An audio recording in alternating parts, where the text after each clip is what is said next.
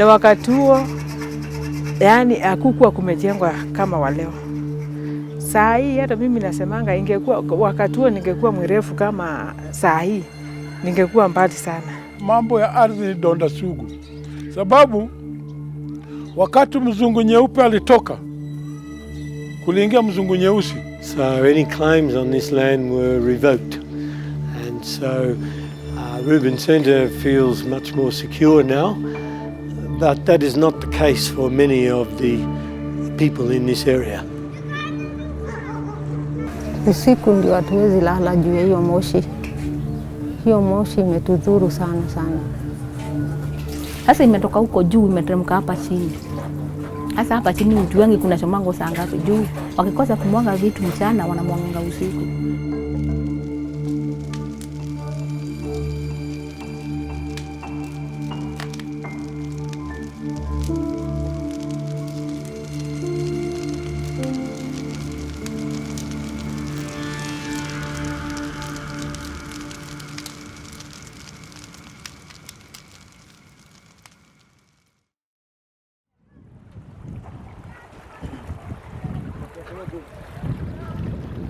Mto kama mto hii Ngong River 1970s watu walikuwa wanapiga chakula na hiyo maji ya hiyo mto. Watu wa chini huko tulikuwa hatuna maji. Kama hakuna maji ya kuoka au ya kuosha nguo, unaenda unachota maji. Wengine unataka piga ugali unachemusha hiyo unapiga nayo ugali. Lakini saa hii pia kuna uchafuzi ya hizi makampuni. Makampuni hizi nyingi ziko industrial area hapa, wameleta uchafuzi ya maji. Oil inatoka pale kwa maji. Chemical inatoka pale. I tell you young man, hii maji hata zingine ukitupata sigara utashtuka tu moto na waka. On September 12, 2011, both local and international media outlets reported a major fuel pipeline explosion and fire in Mukuru Sinai slum of Nairobi, Kenya. More than 100 people were reported dead, while an equal amount of people were hospitalized with serious burn wounds.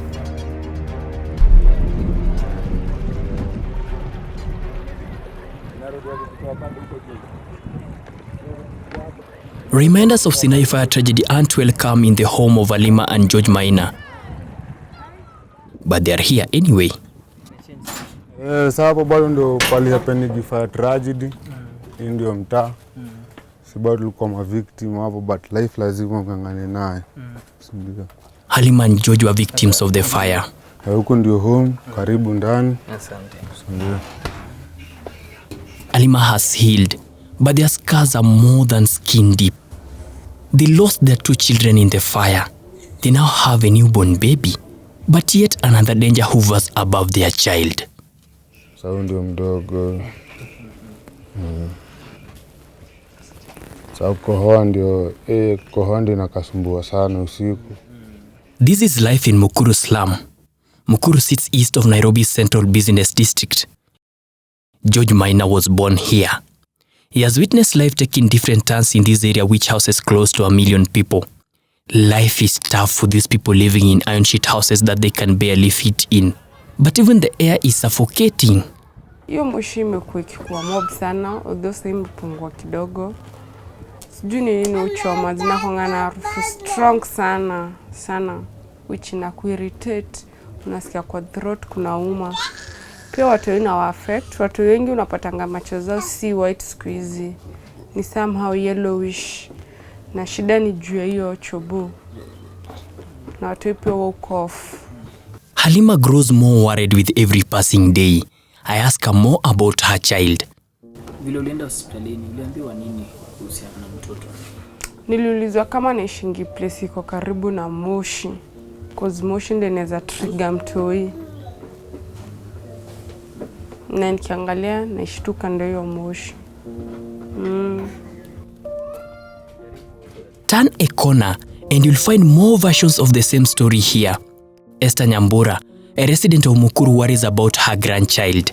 Okay, niseme nimekaa huku kwa miaka mingi. Lakini sasa laudi sisi sijafika mahali tumefika saa hii. Ndio unaona huyu mtoto hata anafaa kuwa anaenda shule lakini haendi. Usiku analala tu akikohoa na si huyu wa kwanza, kuko mwingine mkubwa kushida huyu ako class 6 na yeye tu alianza tu hivyo. Tukichunguza sana tunaambiwa ni hii maneno ya moshi nini. She is particularly bitter. Hata wewe mwenyewe ukilala huku asubuhi, usiku ukiamka unashindwa hata kabisa na kubreathe. Juu moshi unapata imejaa kabisa. By now it is clear that the smoke that every resident here chokes on is slowly strangling the life out of this community. But how did things get like this? This is Mukuru. When Kenya was a colony, this place was demarcated as a quarry site. It was named so by the first Africans to arrive here. Mukuru is a word from the Kikuyu community to mean a valley. One of the first people to arrive here was a man by the name Jenga Kariuki. A section of Mukuru kwa Njenga, is allegedly named after this man. Jenga allegedly worked for a white colonial settler by the name Ruben, hence part of Mukuru kwa Ruben. Around his transport business grew the slum because people seeking work gathered around there. And I've seen early photos and there's lots of land and clear space and very few houses. That is a far cry from today. Today it is extremely populated. So that's a bit of who Mr. Ruben was, and that's how the name came. And I've met his son, an old man now, and his grandchildren. Ruben is said to have left in the 1950s during the period that Kenya was under a state of emergency. This will give birth to Mukuru slum, as Mzee Omondi explains. He is a member of Muungano wa Wanavijiji, an ungovernmental organization that fights for the rights of the slum dwellers. Ruben aliuza kampuni, aliuzia Express Kenya Limited. Alirudi kwao. Aliporudi kwao, shamba hili ilikuwa ya ndugu yake. Walianza kujenga sababu huwezi kwenda nyumbani mikono tupu. Na ulikuwa huko kwa kazi. According to Mzee Omondi, no sooner had Ruben left than a new class of alleged overlords swept into the area. They were black, well-connected, and land-hungry Kenyans. Mambo ya ardhi ni donda sugu. Sababu wakati mzungu nyeupe alitoka, kuliingia mzungu nyeusi. Na mzungu nyeusi ili kila alifanya, walikuja hapa. Sisi tuko, unaambiwa toa ile nyumba yako, unatoa, wanaweka beacon. Wakati tunataka kuwa hostile, wanasema pana hii beacon tunawekea nyinyi, tumetumwa na serikali. In the 1970s and 1980s, Mukuru land was alienated, given to wealthy individuals to develop industrial buildings in return for political favors. This will worsen the situation in Mukuru. Frank Koshea is a victim. He is the director of Ruben Center, a center which houses Ruben Clinic, Ruben Primary School, Ruben FM, and other programs which empowers Mukuru community. So the claims on this land were by Cyrus Chirongo on behalf of a shady company called Kuza Farms. Some of the companies that gained the ownership of part of Mukuru were mining companies, which dug out the natural resources they wanted and left gaping holes in the earth. Kwa hiyo kware kitambo ilikuwa tu ni kama dead zone. Msengeta kujitoa uhai, alikuwa ajitupaga kwa ile kware. Sasa ikabaki gava na wale wasoko kwa hiyo community wako na wazike ile kware ndio ipunguze ile maafa. But ilikuwa ngani form ya mchanga ndio izike. Kwa kuja hivyo wakakuja na ile idea wanaweza leta takataka wakalipisha hizi magari zikawacha kwenda Dandora ama kwenye ziu peleka. Sasa ndio ikakujanga ikakuwa wanaanza kuleta hii takataka na hiyo vako tu ya polepole. Ndio ikakuja ikakuwa mpaka ndio takataka iletwa hapo. Lakini kitambo ilikuwa ni mchanga ndio inakuja kuziba hiyo shimo. Satellite images taken of this area in 2003 shows the gaping quarries. This area is called Diamond in Viwandani sublocation. The river that flows through here can clearly be seen, and few settlements dot the area. Take note, there is no visible pathway to the quarries. The area is almost empty.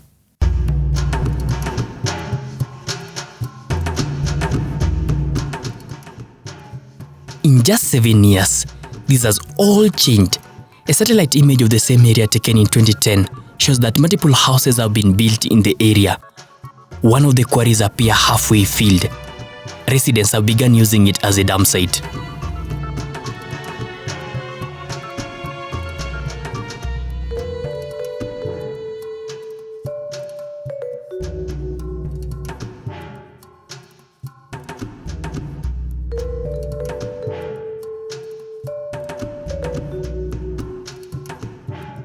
By May the 14th, 2015, another satellite image shows the quarry as being almost completely full.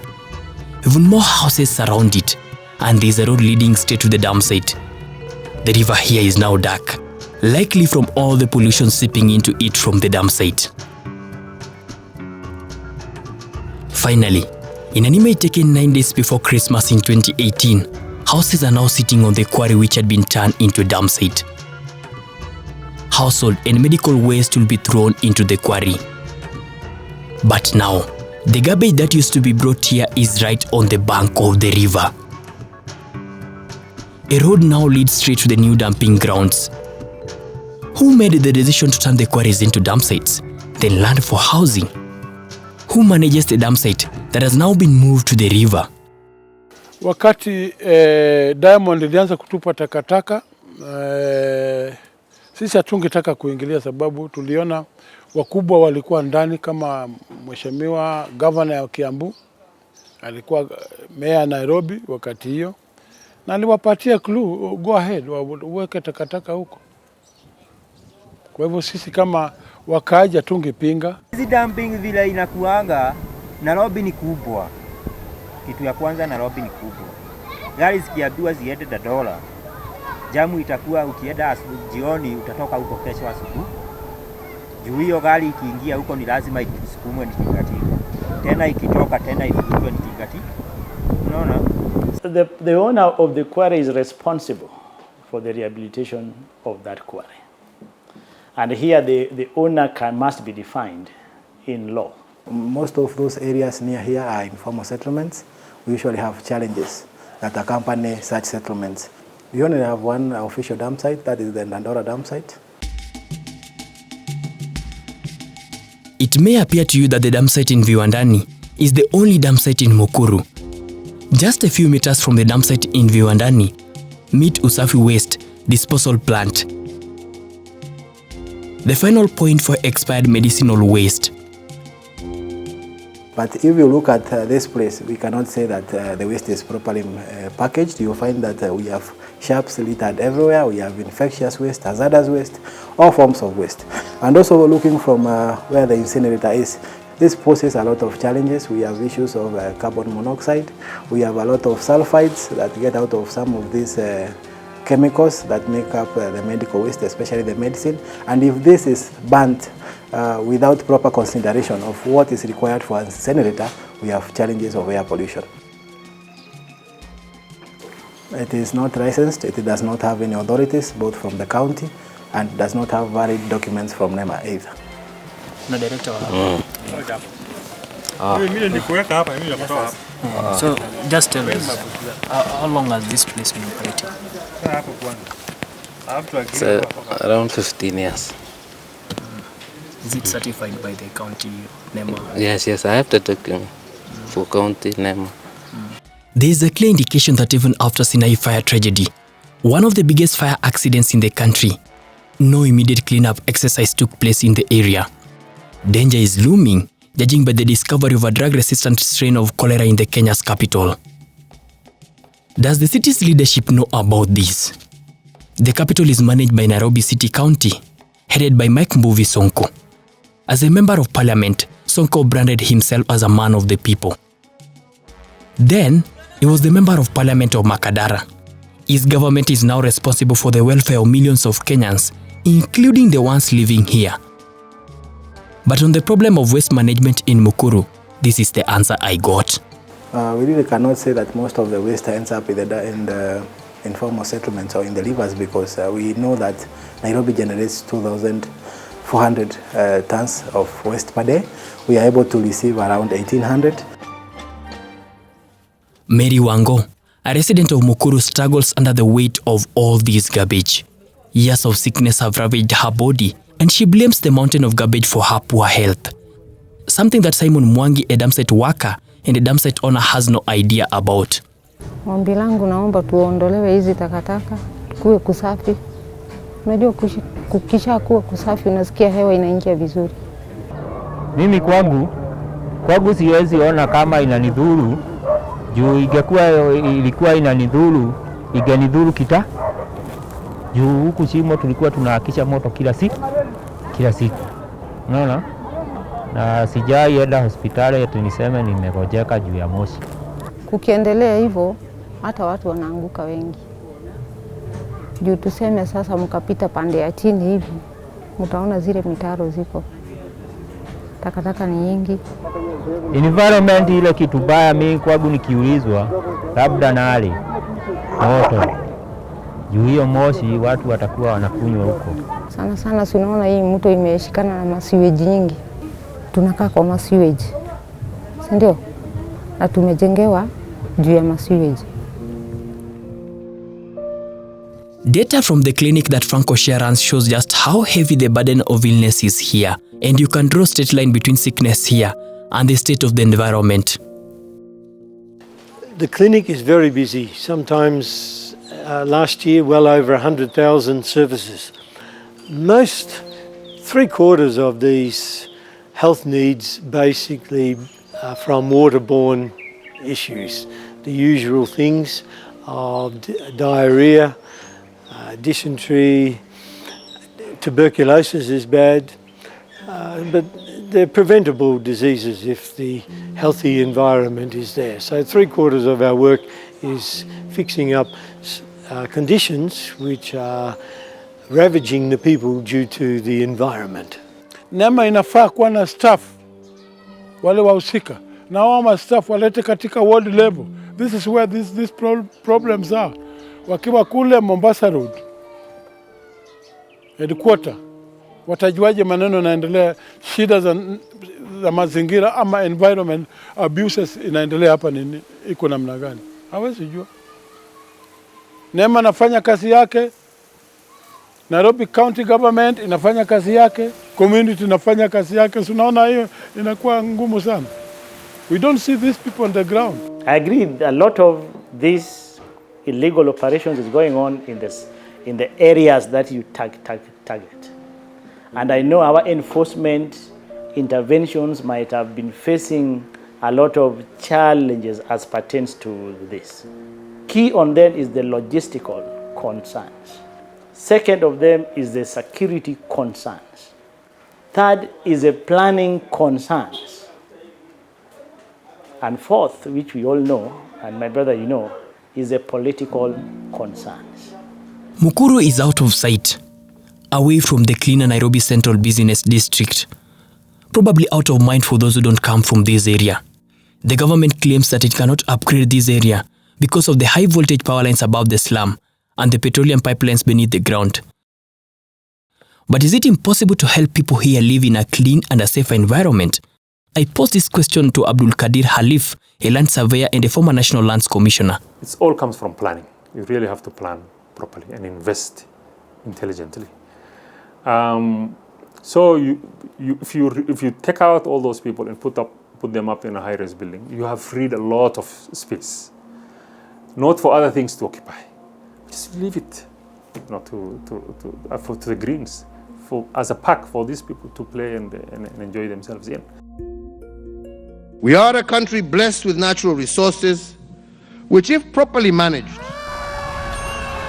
will transform in a big way our nation and the welfare of our people. We, however, must appreciate that these resources are finite, and in that context, it must be our solemn duty as a state to manage these resources sustainably for the fair and equitable benefit of both present and future generations.